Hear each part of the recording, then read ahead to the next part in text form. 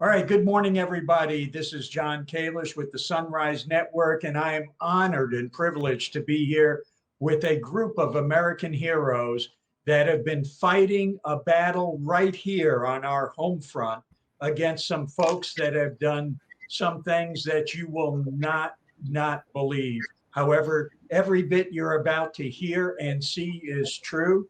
I can tell you that there was an issue of the St. Cloud Sunrise that came out. You can see it on stcloudsunrise.com, and people lost their minds. I spoke to many fellow veterans and told this story, but I'm going to let you hear the story from the folks that were involved in it directly.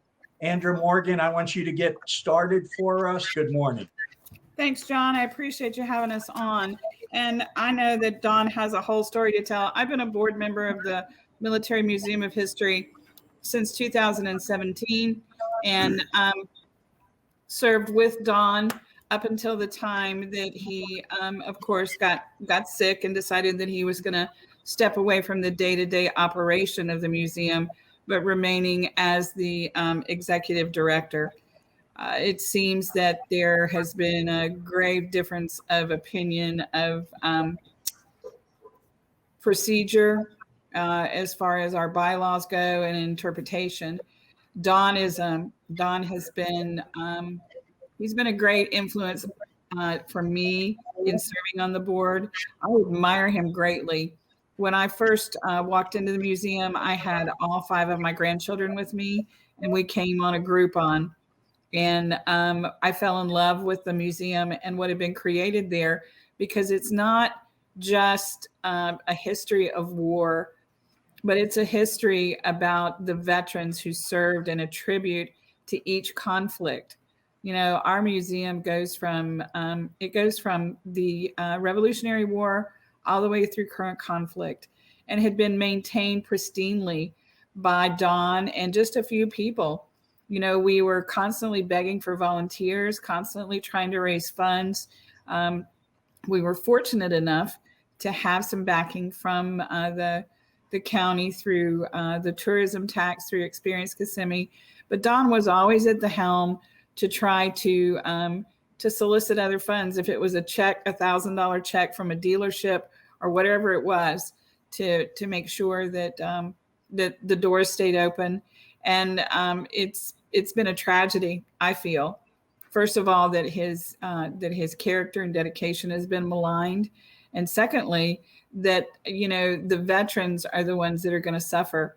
The children and the community and the people that go in to learn about not only the conflict, but how the equipment was used.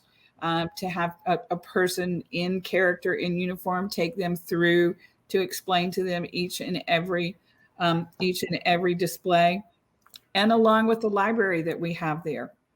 You know, it's been just an exceptional place for people to go. If you're a member of the museum, you can check the books out just like you could at any other library. So with the hostile takeover that we had, I was appalled at what happened. When Don was only trying to, basically what he was trying to do was steward in new leadership so that he could step back and maybe relax and enjoy the rest of his life, and just kind of stay at the helm to steer us through. So that's my story. Well, and when you talk about a hostile takeover, now I understand the museum was founded and run by veterans. Combat veterans were in there talking about these conflicts. Obviously not the Civil War, because probably the only one old enough to do that's Michael Harford. But but talking about Vietnam, Iraq, Afghanistan, and those conflicts, folks with experience in combat and veterans. So these folks that did this takeover of this a shrine, really. I mean, I can't think of anything else to call it. The museum, veterans. What's the story? I don't know. There may be one, maybe two of the new pseudo board, not the official board, because of course our board voted him, voted the new chairman off of the board completely, and he just refused to step down.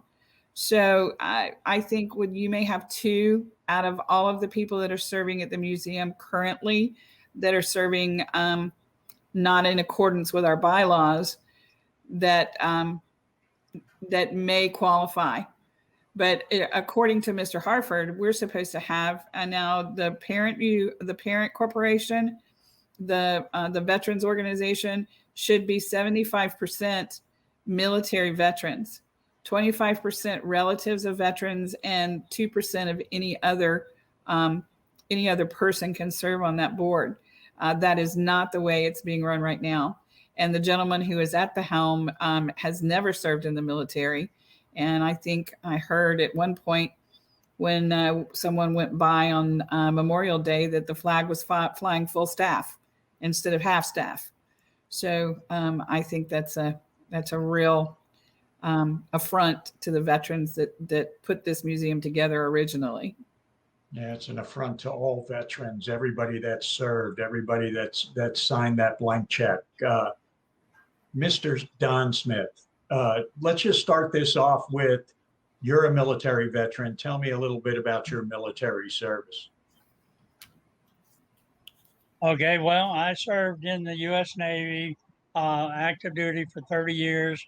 Went in the Navy in 1959, started off as a seaman recruit, and I retired in 1990, having advanced through the enlisted ranks, joining the officers rank as a warrant officer 2, advancing up to warrant officer 4 before I retired. And when I moved down to Kissimmee, I was not active in military affairs or anything, but I started getting involved when I became the quartermaster of VFW Post 4225, and a couple of years later, advancing up to the commander of VFW Post 4225. I served in that capacity for 2 years. At the same time, I became a member of the Osceola County Veterans Council. I am with a friend of mine who was very military orientated. We started military funerals for indigenous servicemen. If they didn't have anyone, we made sure that they went out of this world with the military honors that they deserved. And that was with the Osceola County Veterans Council. And I joined just as a member. And eventually, after 2 years, I took over as commander of the Osceola County Veterans Council and served in that capacity for a couple of years. During that time, I accumulated over 2,000 hours attending military funerals with the various funeral homes in Kissimmee and even the ones in St. Cloud, making sure that we rendered any veteran, honorably discharged veteran, the proper military funerals when they passed. While serving in that capacity in 2004, a group of Vietnam veterans and some other people thrown in the mix opened up a military display in the Osceola Square Mall. And when they opened up that display, they had 2 military uniforms on display. As a result of that, people started bringing their artifacts down to the mall and just dropping them off and say, "Here, I'd like to be honored. I'd like to have my memorabilia displayed and everything." Well, the organizers of the VTNM, they went to, and that was Frank Clark and Jim and Jerry Curvin. And they started talking about, hey, we're getting all this stuff in. We need bigger room. So they gave us a storefront in the mall. And during our tenure there from 2004 till we actually moved out in 2011, we had been in about 4 or 5 different storefronts because we kept getting bigger and bigger and bigger and bigger. And to put all these things on display, we needed more room. Well, the conversation shifted to maybe approaching the county and see if they could possibly provide us a larger building to where we could have a larger museum. So we went before the county commissioners in 2005, I believe it was, and we said, hey, we would like to have a military museum here and a big tourist corridor. A lot of people would see it, and basically to honor veterans and also to educate the public for the sacrifices that the men and women in the military had to make. There's not enough of that going around. So we figured if we could have this museum, we could get the word out not only to Americans, but also the large number of foreigners that we had attending or coming down to Kissimmee to go to Disney or Universal and all that. But we could also share our story with the world as to what we did, what we sacrificed by our military service. So anyway, we approached the Board of County Commissioners. They voted 5-0 to assist us in getting a building. So we kind of moved on a little bit, and the county commissioners said that they wanted a feasibility study about the likelihood that a museum could, uh, you know, uh, be maintained in the environment of the tourists down there and everything. And we went out and we kind of showed that it could be, and the commissioners also had us commit a feasibility study. So we was kind of at a quandary of what we want to do with the feasibility study, and did we want to look at all kinds of buildings or everything, or did we want to focus this on one general location? And it was decided by everyone that was attending the feasibility study that we would focus on one entity, and that was the dealership across the street from, at that time, one of the world's busiest Walmart. And the name of the dealership it's slipping my mind right now. Anyone know the name of that dealership there? It's a Buick dealer. Starling. It was Huh? Starling Chevrolet. It was What? Starling Buick. It was Starling Chevrolet.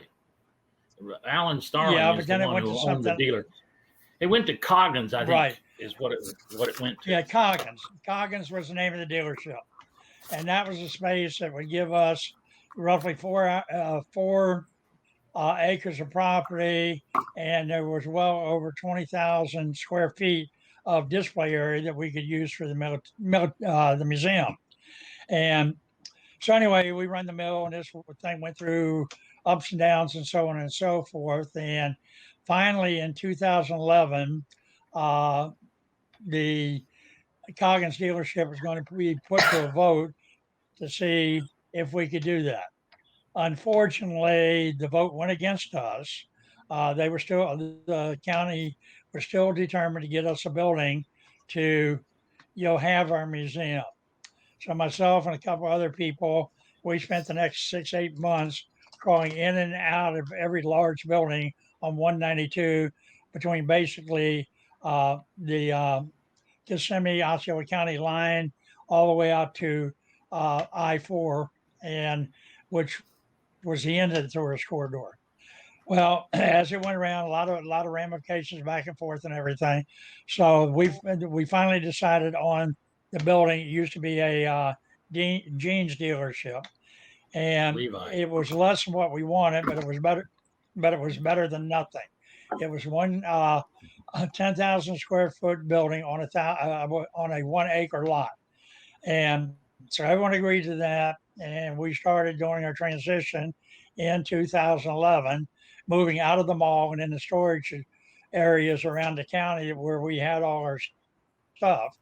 Um, we started making the move into the museum, and we decided that we was going to open our doors in March of 12. So on 31 March 12, we commissioned the Museum of Military History on his present location. Moving on from there, we hired a gentleman, retired Navy, who had just retired out of college, or just graduated college, and he did take a subject matter of a he was a museumologist, I guess, and so we hired him at a base salary of $30,000 a year. Well, the first year we went along and we proved that we could be a viable entity. The county gave us, out of the money that they gave us to buy the building and renovate the building, they gave us a grant of $450,000, which was $150,000 for the first 3 years of operation. So anyway, we got moved in, we commissioned a museum, and yes, it turned out to be a success. The only thing that was not a success was our curator of the museum, and it didn't pan out. So we were left without a curator, and basically the director of the museum. So we talked it over at the board of directors, and we were going to go out and look for someone and try to hire someone. Well, I did a research of directors of museums and stuff like that. They're making anywhere from $50 to $100, $200,000 a year. Well, there's no way that we could do that. So I talked it over with the board of directors and said, okay, I will be the director of the museum, and I will be the chairman of the board. Everyone agreed to that, and that's the way we operated. So since 31 March 2012, I have been the chairman of the board and the director of the museum. Everything was going along fine until the pandemic hit our area. In November of November 20th, just before Thanksgiving, I came down with the COVID virus. I went into the VA hospital, and I was there for 6 days. And during that 6 days, they essentially gave me, I don't know exactly what Trump had, but essentially they gave me the massive treatment of, antibiotics, steroids, and stuff like that for the 6 days. At the end of the 6 days, they told me to go home and quarantine myself for at least 20 days. Well, I went home, and I'll get back to it here in a minute.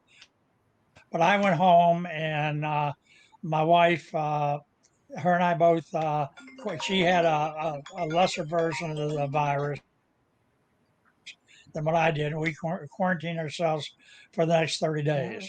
In the meantime, just before I had the virus, I met up with a lady that I'd known for 40 years, whose husband had passed away. My wife passed away 8 years, serving as the treasurer of the museum until the day she died. Anyway, when she died, we had no treasurer. So again, I assumed the duties of acting treasurer. So my Don. duties was I was the executive director, the chairman of someone Don. stop. Yeah, I did. You want me to might go want on? to put in there. You Yeah. might want to put in there that you did this voluntarily without a salary. Okay, I'm getting there. Okay. So anyway, I was the treasurer, I was the director, the executive director, and the chairman of the board. No one had any problems with that. Everything went good. I did all my reports and everything faithfully. And the last report I submitted was the first quarter of 21, which would have been October, November, December of last year. And when I left there, that report for that quarter was submitted the way it should have been so we could get our grant money. So anyway, I came back and I did the December meeting online because I just didn't feel up enough to go to the museum, and I conducted the general meeting online. But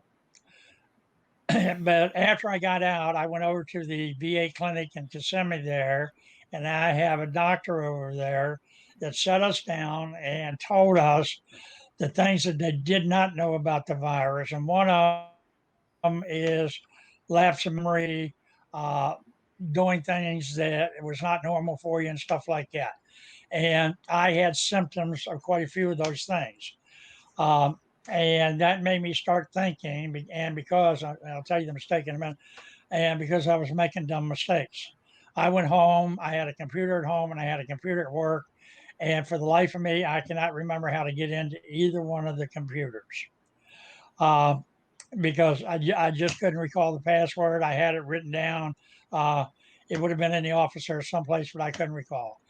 So, and based on what the doctor told me, that I would have memory lapses. I would have periods of times where I might black out and things like that. I decided then that probably for the sake of the museum, that I would step down from the day-to-day operation. And my son Frank, who was at that time the director of the museum, and because of nepotism, I did not hire Frank. I put it before the board of directors. If they wanted Frank to go to work, the board could hire him. So he was hired by the board of directors. And so in December, I made the announcement. I've been the chairman for 12 years, and I thought it was time that I stepped down from the day to day operation because I was making dumb, stupid mistakes that I had not made in 12 years. The biggest mistake that I can think of that I made is I got a bill in from Spectrum for $273. And I paid all the bills online and everything.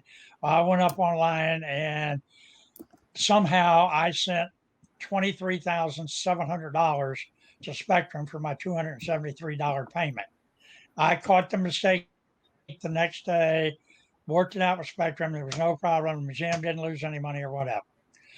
Now, I have felt very, very fortunate in my life, and God has been good to me. The Navy was good to me, and the people that I know here in Kissimmee have been good to me. And my wife and I sat down, we made the decision that we were kind of financially secure, that I didn't need any money. And if I did take a salary, that most of it would go to taxes anyway. I talked with my accountant about the same thing. So essentially, if I'd have taken any pay, I'd have probably only been working for about $15,000, and the other $15,000 per month would go into taxes. Yeah. So anyway, the whole time that I was at the museum, I received no pay. At one of the first few meetings that I took over, I did tell the board that, hey, I've got expenses. Now I'm giving you, I'm not taking a salary, but I expect you to cover me for my computer supplies and stuff like that. And that was basically the only thing I took until maybe a little bit later on. We got a trailer. I took some gas money for pulling the trailer with my vehicle around the county to go to all these events that we went to. And if you look at it, we hired our first curator at $30,000 a year. So if you take that $30,000 a year and you figure that out, I have donated over $300,000 of stuff of my salary, or what should have been my salary, to the museum. Now, and every year we worked out pretty good except for 2019. And I've heard that someone went to this Department of Revenue site that monitors all nonprofits. Well, every year I show our 990, which is filed every year on time. There was a deficit of, I forget, was it 60,000 or 30,000? 30. I think it was 30,000. There was a deficit there. So I understand that that's the basis that they're saying that the museum was in dire financial problems. You've had a CPA check it out. The CPA says he saw nothing wrong with that, and there was nothing wrong with that. For the 10 years, I did not claim the $30,000 that I donated back to the museum of wages if I had taken it. And so that money was never recorded on there because there was no need to. No need that the accountant saw, no need that what I saw. The board was very, very aware of the 990s because it was presented and given to any member of the board of directors that wanted to see the 990. So I figure right now, if you look at that, then the museum is $270,000 ahead of my donations. So I love the museum, and there was a lot of my blood, but I will have to say that I had a bunch of good people that helped me out. I did not do it myself. I want no recognition. I don't want anything out of the museum other than to see the museum stay. I believe in veterans. I believe in the stories that I learned from veterans throughout my actually 15 years in this. The stories and the things that I found out about what people had endured during their time of service, and that's a story that needs to be told. And I still believe that, and I believe that a veteran deserves any recognition that he can get. The many of these guys went through a lot more than what I went through. I am a combat veteran, but I was not in country in Vietnam, but I played a significant role of being offering on the ship I was on gunfire support so that our troops could move around freely in Vietnam. Uh, and we fired harassment fire to keep the enemy from moving around. So essentially, I don't think I've ever done anything wrong to the museum. I've not taken any money other than maybe a little gas and maybe my computer supplies and buying me computers. They have bought me a couple of computers. I feel no shame about what I've done at the museum. I did everything that was asked of me to do. I did it mostly on time. And during this whole period of time, no one has ever questioned my reports that I turned in for reimbursements and stuff like that. Uh, any board of directors at any time could have had I gave copies of the bank statements out every month, and they were there if they wanted to take them. Also, I told every board of director member that if they had any questions about what I was doing, my records were free to anyone that wished to see them. So I don't think I've hid anything. The thing that kind of really upsets me, and now I'm going to move into how this happened. I made an announcement in December that I was going to step down from day-to-day operations, based on inputs that I received from a few of the board of directors at that time. Chris had joined us, and he seemed like he was really actively interested in helping the museum out. And I thought, well, gee, that's not a bad deal because here's a guy who's a candidate for the mayor of St. Cloud and can't be a bad guy. So, yes, any of that would help out. I advised him at that time that the museum not participate in his attempt to run for mayor and that we could donate no money. It's against the IRS regulations for a 501c3 to do that. Chris started off giving me all the dirty mail on the at the time the mayor Nathan Blackwell started giving me all the dirt on him and so on and so forth. And I told Chris at that time I was not interested in gossip. I knew the mayor, always had a good relationship with him, and he did 2 years prior to this happening. He asked me to consider moving the museum to St. Cloud. That time I told the mayor that it was not feasible because St. Cloud is not a tourist city and we could never make enough money in St. Cloud to sustain the museum. And the mayor understood that. In fact, him and I kind of joked around at a baseball game about it a couple of times that we went to. And so there was no hard feelings there. Anyway, I made that announcement in December and no action was taken, but I did state in the December minutes that I would remain as the executive director to March of 22 when the reverter clause would be viewed. So we went to the January meeting. I attended I asked Chris to run the January meeting because I wasn't going to attend, but I was online when we did the thing. And everything went good. Toward the end of the meeting, I again made the announcement that I was stepping down from the day-to-day operation, remaining the executive director. And I recommended Chris, based on inputs from the board of directors, of what a great job he was doing and everything. I said, okay. I recommended him to take over as chairman of the board. And I also said that Frank Smith would be retained as the director of the museum, and I would be the executive director. Everything went along good. And I came to Virginia in October. My wife and I got married on the 3rd of October.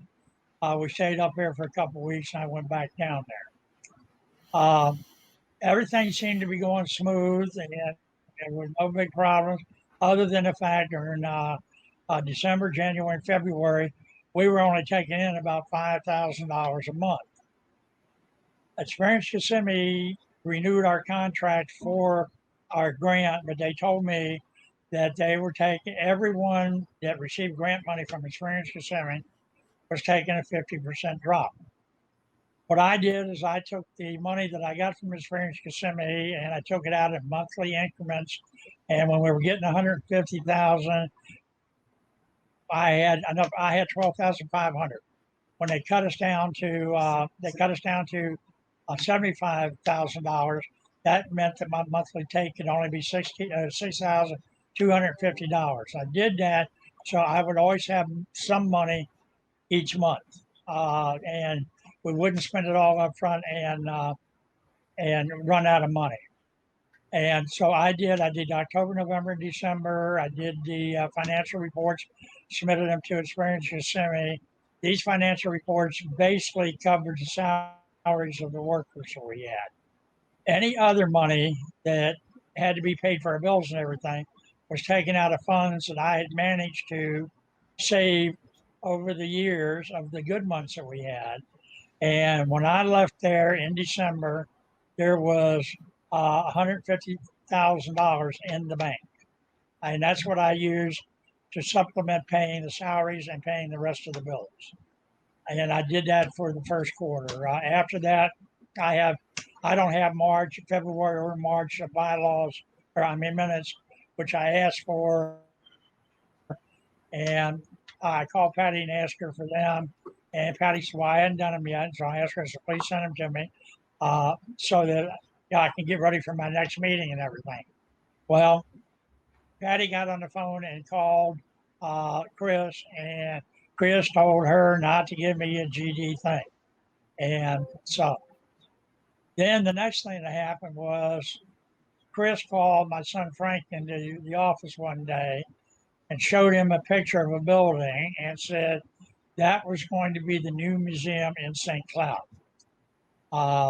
And I later found out, I went up, the only building I could think of in St. Cloud that would be halfway suitable was a GAR building. I showed that picture to Frank. Frank confirmed that was the building that he said he was going to move the museum to. He also said he was going to take a loan on our current museum and use that money to buy the building. And okay, so I said, well, that's BS anyway, because no one's going to give him the GAR building, whatever. Okay, now this probably was on a Wednesday or Thursday. I came down Thursday, and as Frank and I did several times during the month, him and I went out to lunch. We sat there and we just talked over a few things. And I asked Frank to compile me a list of all the members of the museum and everything, and give it to me the next time he saw me. So anyway, went back and everything was going good. I didn't think anything was wrong. I got a phone call about 7 o'clock in the evening, between 6 and 7 that evening on the 19th of February, telling me that the alarm was going off. Well, being as how I was the executive director, and so on, I was the only person who knew the codes that I could give the alarm company so that that would not react. So I gave him the code, and she asked me if I wanted to send the police, and I said no. I was on my way up into the area by the museum, and I would check it out. Well, before I could walk out the door, my phone rings again. It's the alarm company telling me that every alarm in the museum was going off. So I asked her to dispatch the police and told her I would be there in less than 20 minutes, gave her a description of my vehicle and whatever. So on the way up to the museum, not knowing on my way up, Frank called me and told me what Chris had done. And I said, well, I'm on the way to the museum now. Frank had been told by the police if he didn't leave the property that he would go to jail. So anyway, I get to the museum and I pull in the parking lot, and I pull my vehicle basically in the middle of the parking lot, and I see people over by the door. They were all civilians at that time. There were no police on the lot. So I pulled my truck up there, and Chris come charging up at me, got right in my face, and told me I couldn't be there. And I said, yes, Chris, I can be here. I'm still the executive director of this museum. And so anyway, he said, well, I'm going to have you trespass. I said, okay, do your thing. Get me trespassed. And in the meantime, I had called Ed and Carol Fresnetta and asked him to come to the museum to back me up in case I was having trouble with the police or something, to identify me, who I was, and whatever. So anyway, I was holding some papers in my hand, and Chris ran up and tried to grab the papers out of my hand. I didn't succeed in doing it.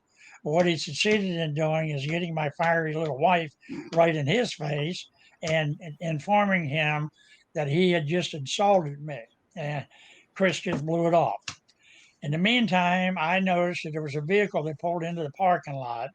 I was wondering why a vehicle was pulling into the parking lot at this time of night.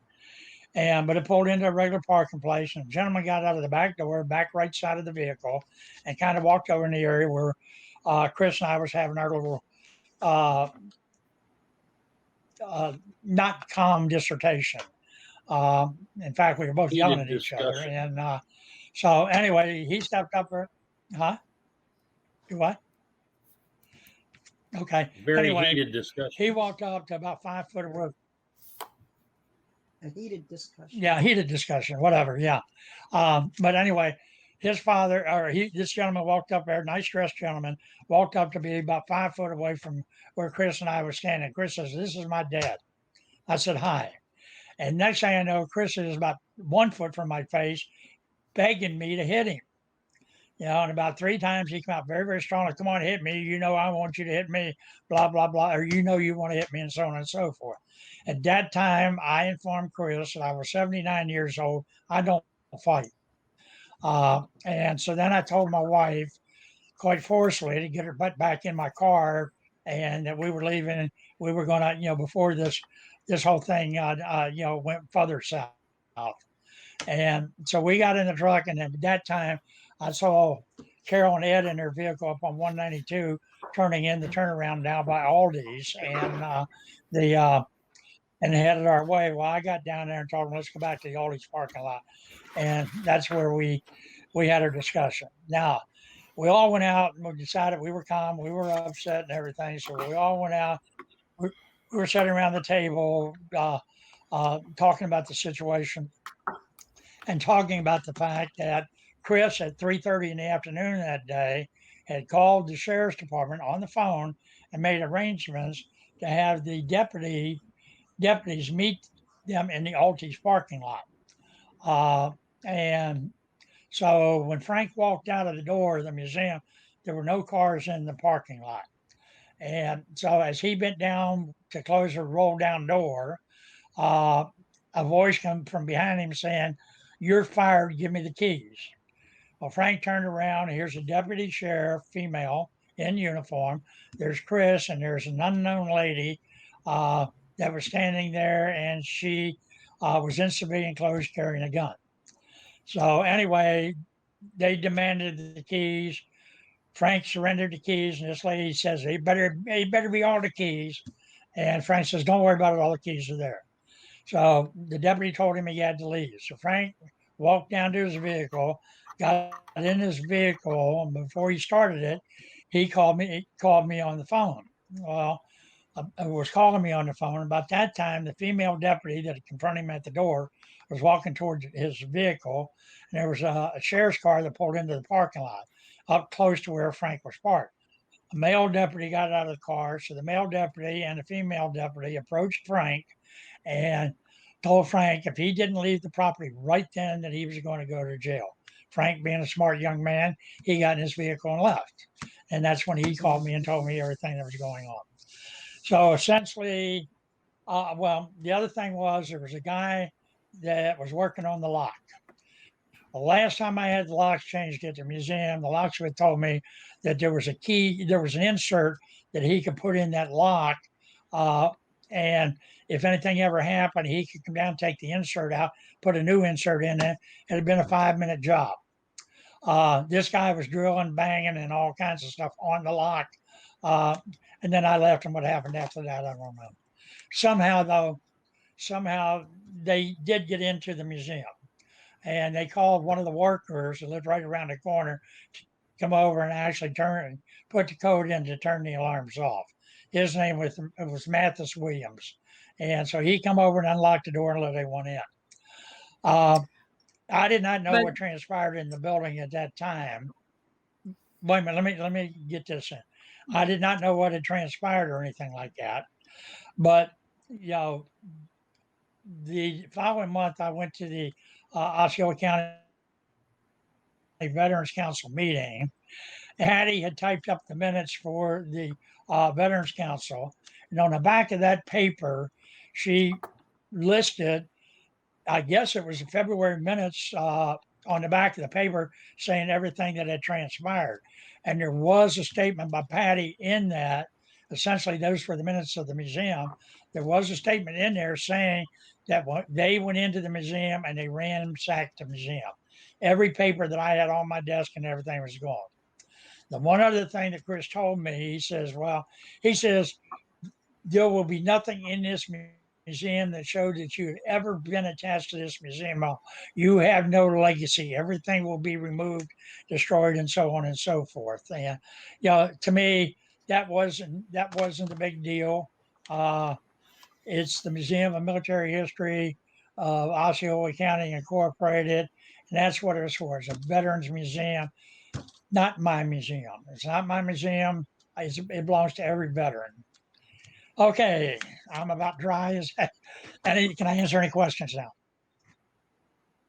All right. So there was a board meeting with the real board that appointed Chris as interim CEO, whatever. And then what happened? Okay. He was appointed by the In board. January. He was, okay, He was go ahead. appointed Yeah, by the board. okay. It was not an election. And that needs to be clear. An election, during an election, all members of the museum can vote. Right. But this was not an election where he was made the chairman. The board only appointed him. So that appointment was understood to only be temporary until elections in April. Otherwise, they'd had to done a complete election, special election, so that he is properly elected. So again, it was an appointment, not an election. And I think that's an important point we need to come out. Very important. The word interim was never used. And I agree. Okay, I agree with that. In the January meeting, I again made the announcement toward the end of the meeting, I again made the announcement that I was stepping down from the day-to-day operations. And again, I said, I recommend that Chris be the chairman, Frank be the director. Vinny Manito made the motion to make those two appointments or those two things happen. He was voted by the people that board at that meeting. He was voted to assume the position.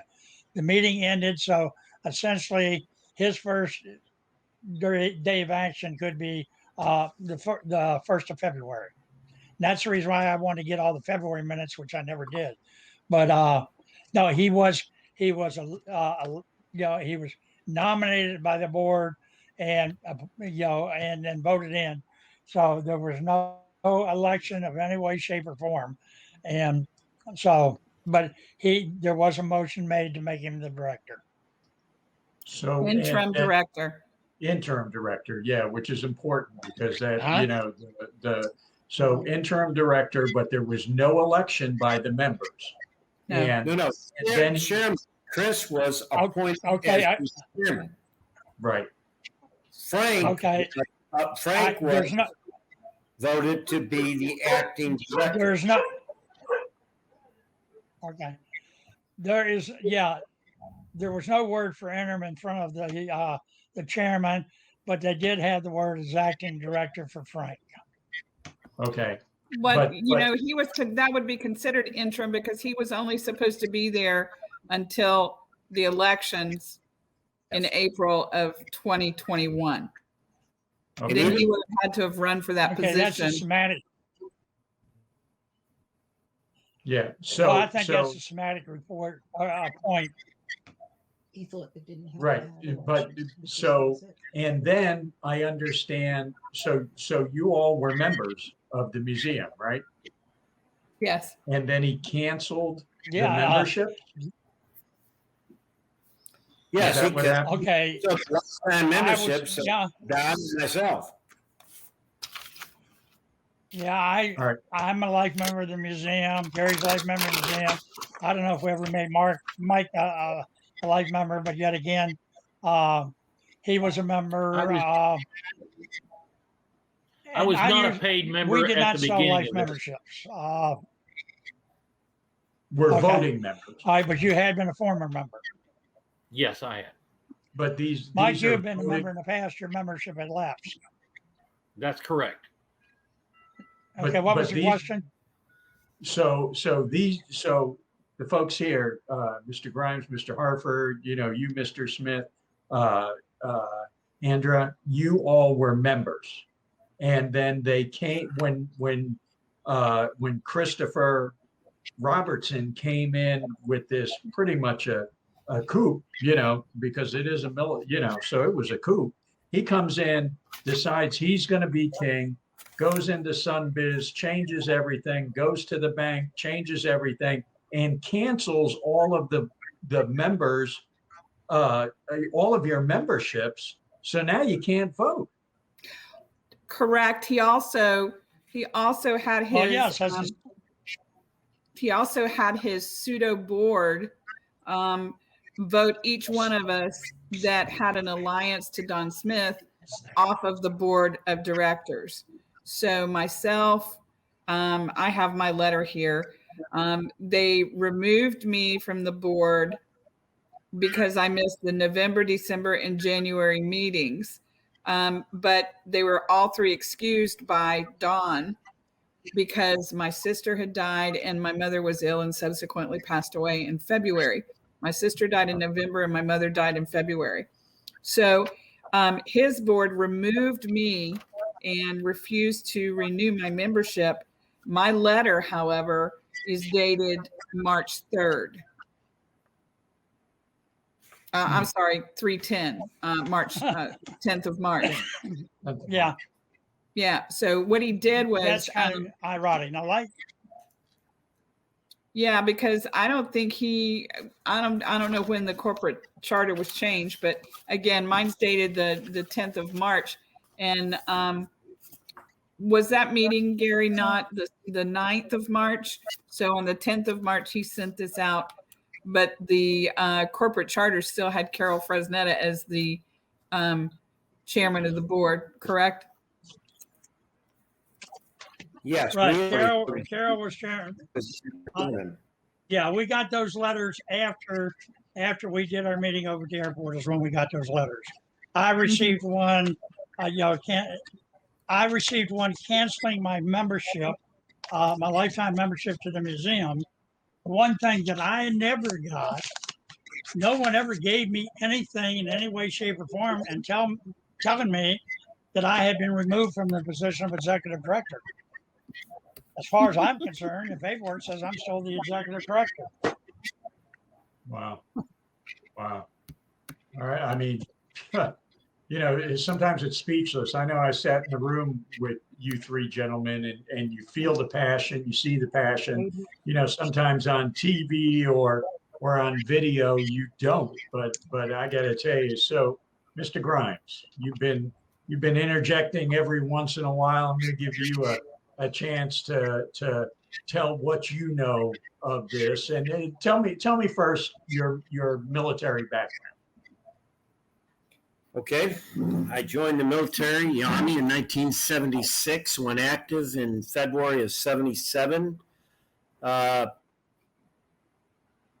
Served a few years, was fortunate enough to make sergeant. And then they decided I wasn't a very good sergeant, so they sent me to officer candidate school. They'll do anything to get them out of those enlisted ranks. And to get back on. So went to OCS, and I then serving 30 years, 7 months of time. Went to Iraq a few times, once in Desert Storm. I was in the major attack that went through Saudi Arabia and up through Iraq. And then during Iraqi freedom, I went over and made some trips to Iraq because I had some troops serving over in Iraq. Served in Korea, was a paratrooper. Guess that's about it. I fell out of planes once in a while. Yeah, you say that like it was nothing. That's about it, huh? Sorry, but I know Mr. Michael Harford and I were both NCOs, so we had to kick some of the folks that couldn't cut it at the NCO club into the officers group. So you guys could go to the O club, eat steaks and lobster while we were eating hamburgers and hot dogs. But that was all right. Yes. That was all right. So the museum, your part in the museum, tell me about that. I met Don in 2008, and I got involved in the museum first as a board member. I became the second vice in 2009. The first vice in 2010. We were still over at the mall at that time. And I was on the board as the first vice for 8 years. I was involved in a educational program at University of Central Florida and a few other things that was going on. And I just chose to still actively be involved with the museum whenever they had things going on, but I feel I could get as much time.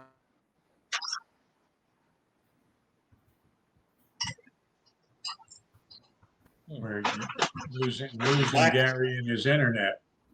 Okay. Yeah, I was not actually on the board when all this happened. I was still a lifetime member of the museum. I have been a lifetime member since 2009.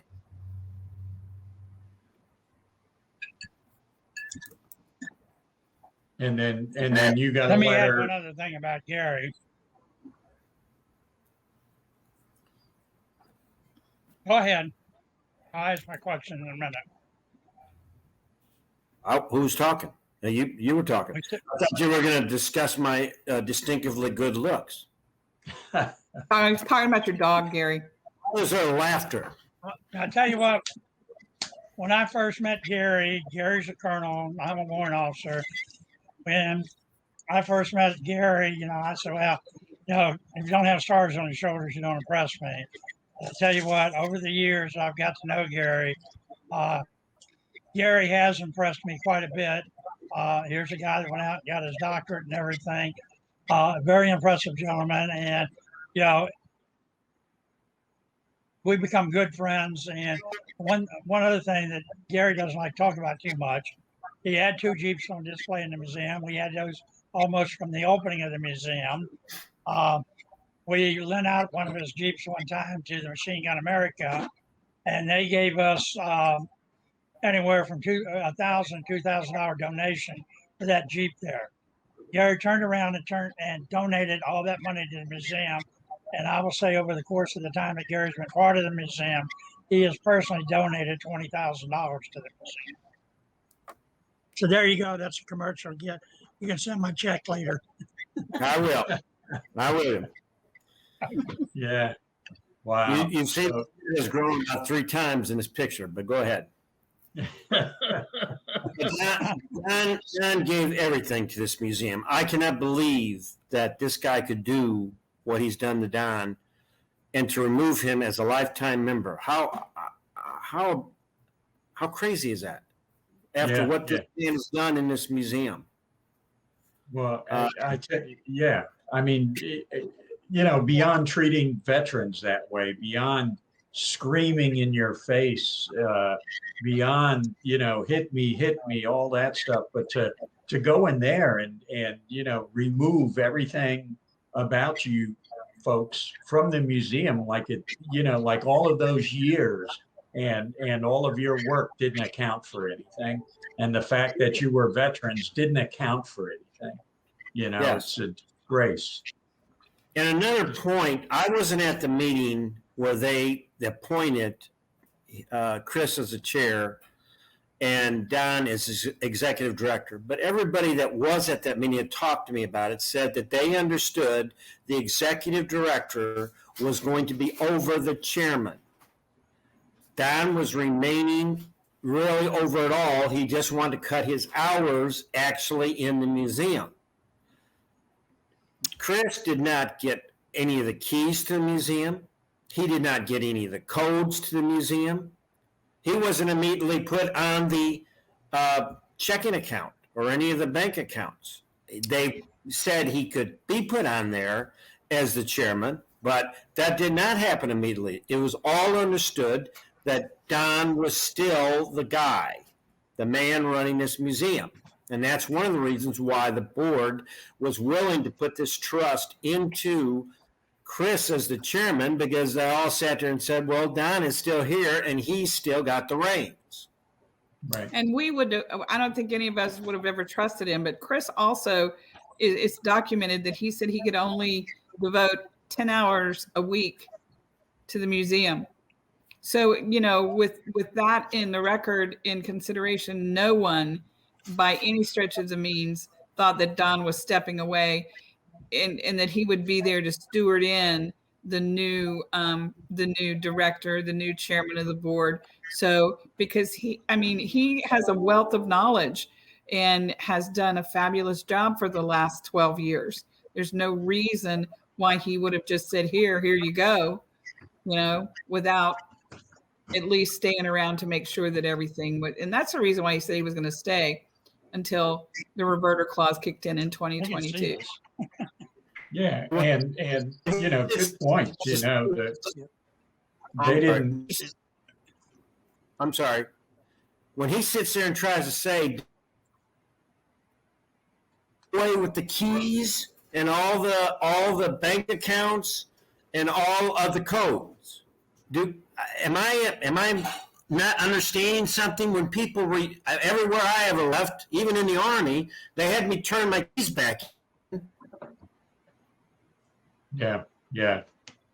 Oh, yeah, exactly. I mean, beyond the fact that you folks are honorable people, obviously, you have no vested interest in, I think, and I'm not going to go into personal opinion. Let's talk, Mr. Harper.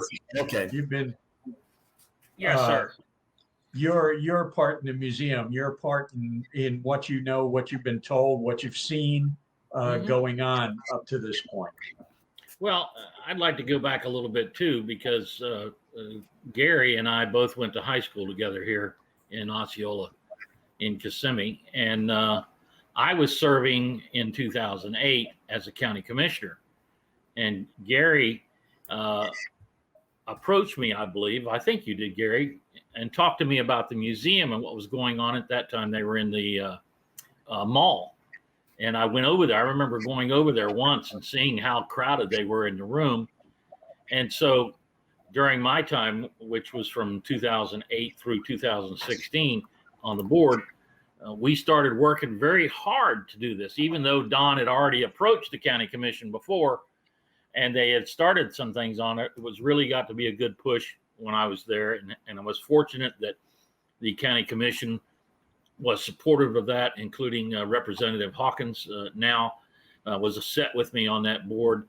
And along with, turns out that Gary and I's American history teacher sat on the board also, so anyway, we got the museum up and running. And of course, at the time, it was a straight contract. The county was going to provide a building. It was going to be there for X number of years, and then it would revert back to the county. And the veterans wanted something that they could build upon, have their own, and maintain their own. So that's why we put in a couple years or a year or so later, we worked on this reverter clause that took place in starting 10 years from the time the museum opened.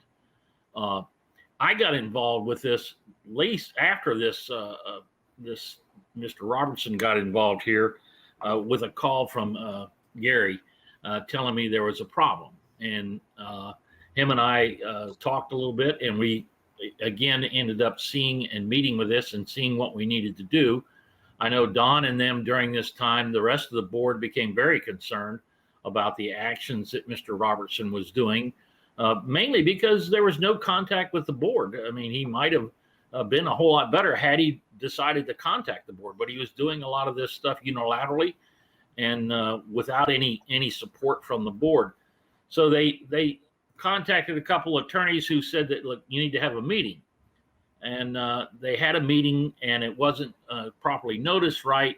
So they contacted the lawyer. Another lawyer says, look, you need to make sure everybody's there, everybody's noticed right. And at that point, they did have a meeting, and the board voted to remove Chris as the chairman. And at that particular point, it was a valid meeting. All the people that were there were board members. They did add a couple people at that board meeting for some that had resigned because they had a resignation papers and stuff from them.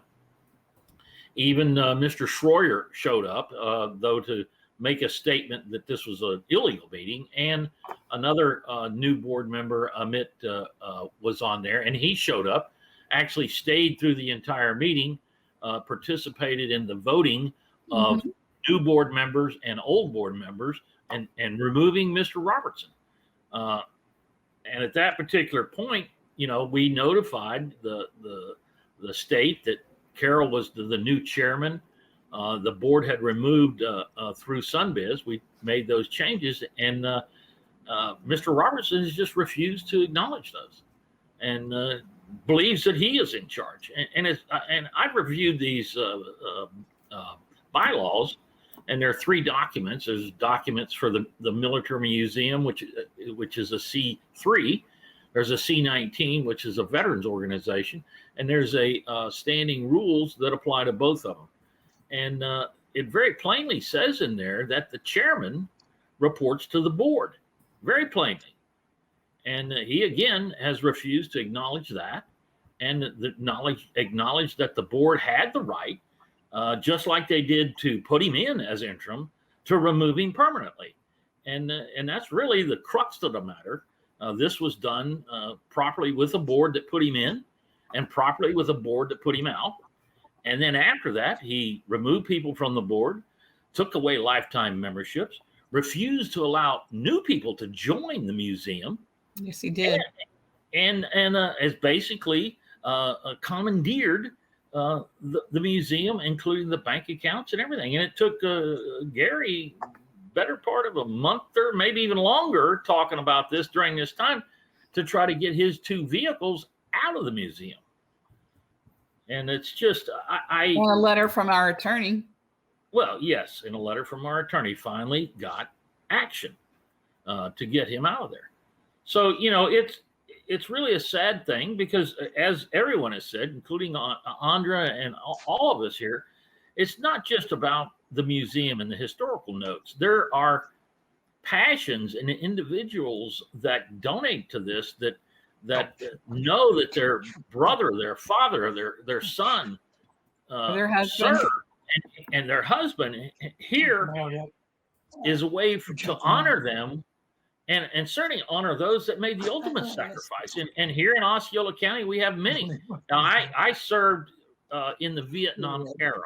I was not a combat veteran. I was fortunate to come into the military at the end of Vietnam in '72. So I went to Europe, but I served as a forward observation post for the Czech border. It's not like I didn't lounging around over there, but either way, I did my time, and to me, throughout our history, we really truly owe so much to our veterans, and they need to be recognized at the very least for their sacrifice of time, effort, money. And these guys, Don, Gary in particular, have taken this to a whole lot higher level through their careers and through their career now, or their time afterwards. So it's truly sad to see. I can tell you more stories about how they got to that building, but those are really irrelevant anymore. We were glad to have the building, and I helped get the funding, and then we continued the funding through Experience Kissimmee. Up until because of this action, I understand that they recently cut the museum off of their funding. So, it's truly sad that this is coming about, and that we have a person who, doesn't have a veteran's perspective, has never served, and is grabbed a hold of this organization, and basically told the people who put it together, you mean nothing, you did nothing, and you are nothing. Yeah, you're absolutely right. Amen. Wow. And yeah. So for me, it's something that needed to be done. I mean, once I was told that this happened, there's been no hesitation about me to try to help them. I try to do the best I can for where we're going through this. And right now it's a struggle. And obviously the biggest thing is we've had to hire a very good attorney that's very expensive. And that at this particular point, everybody's trying to find ways to pay for that. And this attorney is working with us. Don't get me wrong. I'm happy with him. I think he is the right man to do this. Gary and I have spent time on the phone with him before. He's very passionate about this. He cannot believe that Mr. Robertson didn't adhere to the corporate bylaws, didn't adhere to the corporate will of the board, and he's astounding. And he truly believes in that this is wrong, and he can't stand it. So. Well, there's a lot of folks out there that I talk to that feel exactly the same way when they hear the story, messages and emails from folks. I know, the Sunrise itself has been talking to folks, and it's terrible. I mean, there's no words that can describe it, and the destruction that was attempted on the internet, on social media. I always say when the argument is lost, the slander comes out, and nobody, all of these posts all through the day were belittling, demeaning folks, trying to make folks look like they were less than what they were, and questioning their motives and questioning their backgrounds, and just the same old garbage, like it was in the middle of a political campaign or something, trying to make their person look good and make everybody look bad. But the question that none of them could answer ever was, why are you there? What gives you the right to be in that museum? What gave you the right to change the locks, steal the bank account? Maybe I better not use steal. Transfer the bank account over. What gave you the right to change the locks, pull everything out of the museum? To folks who had stuff like Gary in the museum, and nobody could answer that part.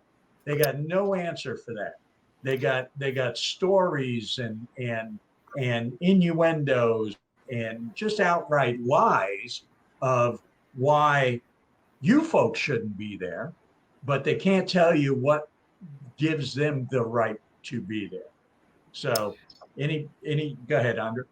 John, one of the other things that maybe needs to be brought out is that if the military museum fails, then all of the artifacts that are in there are either going to have to be donated to another museum, or we're going to have to find the people that gave those artifacts to us. And they all are either things that have been used by the person who donated them or donated by family members. Everything in that museum is a donation. Every exhibit there has been a donation. And what we're trying to do, each one of us that has taken up this mantle to try to fight this, we've each given our personal funds, and we have established a Facebook page I believe that Mike can give you the Facebook address to try to Okay. raise funds to help us continue the museum and to pay the legal fees, because it's evident that if we do, and I think we will be successful, but it's evident that we're going to have funds to carry us through until we can maybe go back to the Board of County Commissioners or establish some other types of grants that will give us the ability to move forward and maintain what we've tried to build. Yeah, yeah, not a doubt. And I know we'll Yeah. run that. If we're not running it on the screen right now, we'll run that on the screen. It'll be available on the stcloudsunrise.com. It'll have all the information that people can go to. And I encourage folks, if you have questions, reach out, and ask the tough questions. Ask the real questions. Don't rely on social media stories and keyboard warriors, keyboard cowboys, folks sitting up there trying to belittle good folks. I mean, absolutely good folks. I've known, the folks that are here with us a very short time, but I tell you what, you do not do what these folks have done with your life and dedicate your life to service. I mean, be it service to the military, be it service to the country, be it service to the county, to the citizens and the community, even, it's service to the museum itself, which is preserving history, and history disappears as memories fade, people die, things. I mean, it's horrible to say, but it's true. And that museum, I visited that museum when it was down at the mall down there, and extremely crowded, back years ago, and just thought it amazing that our county had found a way of getting a building and preserving that. But that could not have happened without the folks that were passionate about making it happen. And you walk into that museum now, like a friend of mine did, walked in that museum, and you're just wandering around in a place with a bunch of stuff. And that was the quote. Me and my kids were wandering around in a place. It was cool, but you don't have the stories. You don't have folks that know what those things are. And that's where the sin is, beyond, what Mr. Robertson did to you folks and to our museum. So, well, these three fellas here have all been instrumental in the establishment and the moving forward and the cohesiveness of the museum throughout the time that it's been in existence. I just happen to be, chief petty officer's wife who thought it was an absolute wonderful thing that my grandchildren fell in love with it, and I couldn't believe the rich history that was there.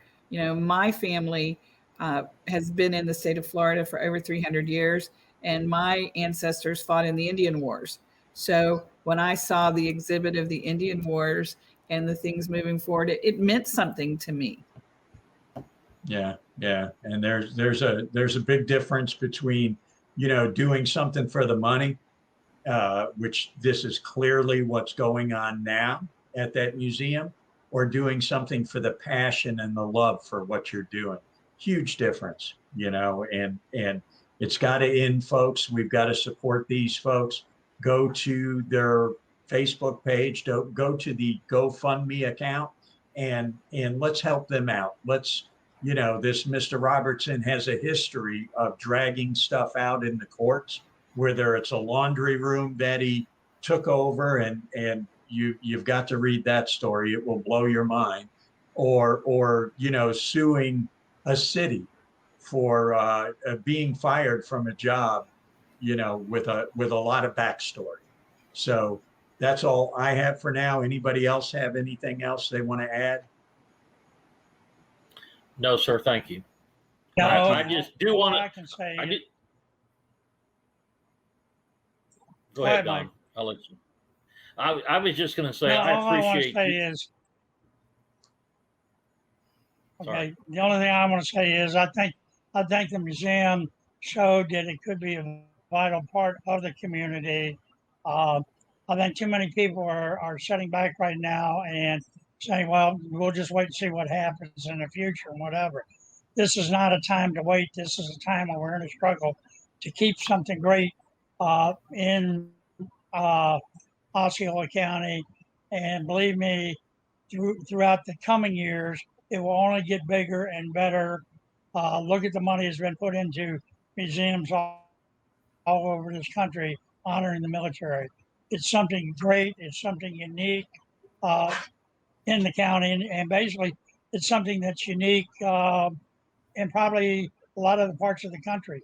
Citizens and mostly veterans have got together to tell the story, and believe me, if you haven't heard a veteran story, then you'll be moved by what they can tell you that they went through while they were in the military. I'd like to thank this team for getting together and staying with it. I will be back down there sometime toward the end of July, and I haven't left Kissimmee yet. But anyway, I'll be back down there, and I will do anything and everything that I can to help people out get this thing back up on its feet. And even if we do get it back, it won't be that much of a struggle. I'm not looking for that much of a struggle because I think a lot of people will rejoin us and help us revitalize the museum. No doubt. That's me. Yeah, I absolutely. thank each and every one of you for doing this. Michael. Thank you. I just wanted to thank the St. Cloud Sunrise for helping us in this, and at least letting people know that this thing happens, because sometimes we don't hear about things. And you know, as much as I don't want to get on my soapbox, I'm going to get a little bit on here and say that democracy demands participation.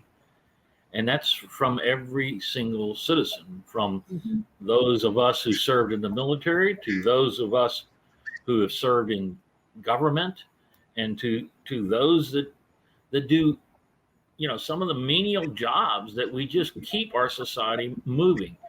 We have to participate because our leadership needs to come from those down on the lowest level, and it's tough to do that when you see the acrimony, the hatefulness that's in some of our politics nowadays. That I just wish we could get back to discussing issues instead of, when we're tired of doing that, we just pick on the person and pick their life apart.